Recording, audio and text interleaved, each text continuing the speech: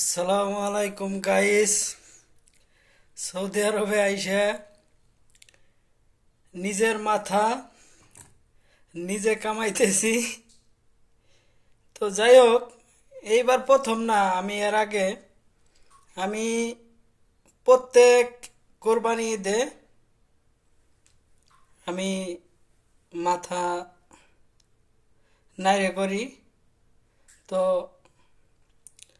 আমি শুনছি যে কোরবানি ঈদে মাথা নাইড়ে করলে নাকি কোরবানির সওয়াব পাওয়া যায়। এবং ওই উদ্দেশ্যে না, আমি একটি উদ্দেশ্যে মাথা নাইড়ে করি, সেটা হইলো গরম দিন। গরম দিনে মাথা নাইড়ে করলে মাথার ব্রেন সুস্থ থাকবো এবং শরীর সুস্থ থাকবো। তার কারণে এবং